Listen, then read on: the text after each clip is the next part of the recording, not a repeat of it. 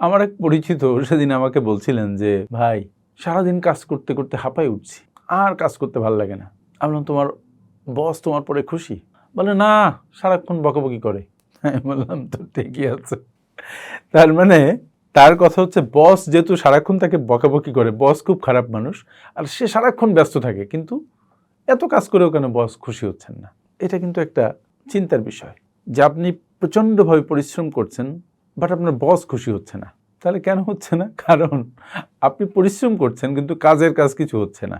সময় যাচ্ছে, আপনার পরিশ্রম যাচ্ছে, কিন্তু আপনি ফোকাসড ওয়েতে কাজ করছেন না, অথবা অফিস যেভাবে কাজের ডিম্যান্ড করে আপনি সেটা ফুলফিল করছেন না। আপনি সারাদিন কাজ করার পরে দেখবেন যে আপনার প্রোডাক্টিভিটি কেমন হয়েছে। যে অফিসে আপনি কাজ করেন সেখানে আপনি কতটুকু কন্ট্রিবিউট করেছেন থ্রু ইউর ওয়ার্ক। শুধু ব্যস্ততা মানে কিন্তু কাজ করা নয়। কাজ করা মানেই কাজ করা। That is you will be focused to your work. সংক্ষিপ্ত টাইমের মধ্যে অনেক কাজ করবেন, বা যে কাজে যেটুকু সময় লাগা দরকার সেই কাজে সেইটুকু সময় লাগাবেন।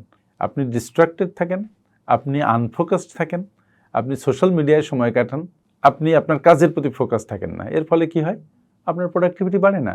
তা আমি ওই ভদ্রলোককে বলেছি যে প্লিজ আপনি যে যে কাজ করবেন সেই কাজগুলো আগের দিন লিখে ফেলবেন, এবং যে সময় নির্ধারণ করে কাজটা করার জন্য আপনি লিখবেন সেই সময়ের মধ্যে কাজটা শেষ করার চেষ্টা করবেন।